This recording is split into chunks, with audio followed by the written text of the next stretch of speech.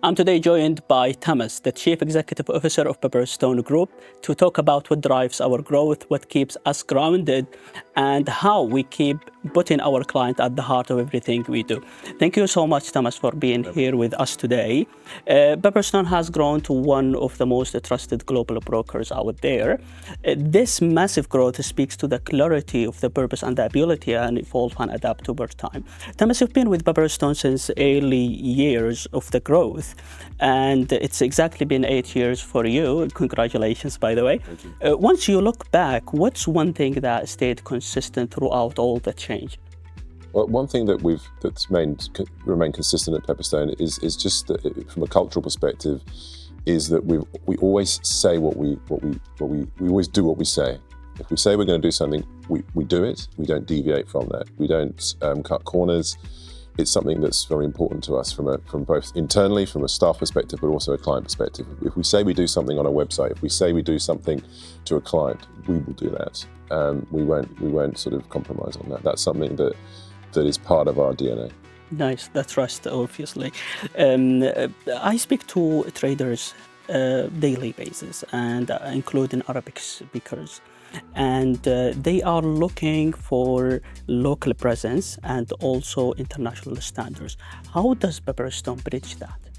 Well, we've got licenses all throughout the world and clients all throughout as well. We've got it's a clear strategy that I took on when I joined Pepperstone back 8 years ago, and we've expanded quite substantially. From a Middle East perspective, we have a licensed entity in Dubai. We have staff in Dubai. We have Arabic speakers in the region, in Dubai again. So we are committed to the region and we are most likely going to grow in that region. It's doing very well for us. So I'd hope that would be something that Arabic clients will be looking for, is that local presence, which we have. Excellent. On a more of a fun part, our partnership with Aston Martin has been one of our standout moments this year.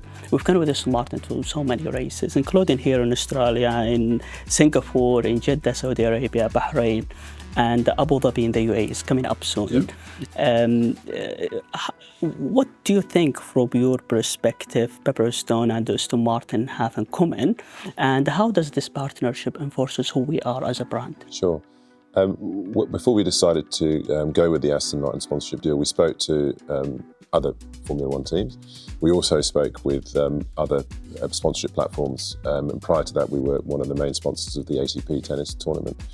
And part of the reason why we felt Aston Martin was just such a good partnership is because when we met with them, we spoke with them, and a lot of the values that they had were similar to ours in terms of trust and dedication to ultimately to perfection from an Aston Martin perspective.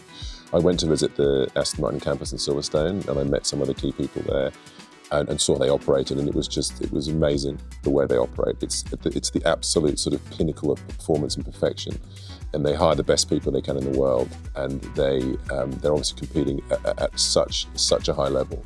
And it was quite inspirational just seeing that happen in action. And I think I've tried to take a lot of that on board since we've seen that all in action, to try and bring that as much as that we can into Pepperstone, to have a no compromise situation when it comes to quality, when it comes to trust, and also building the brand. It's something I value very highly in terms of making sure that the brand that we hold is trusted, and clients can join Pepperstone and know that they're going to get the best service that we can provide. Excellent. Technology continue to evolve, and with the AI advancement, it's kind of reshape how traders interact with markets.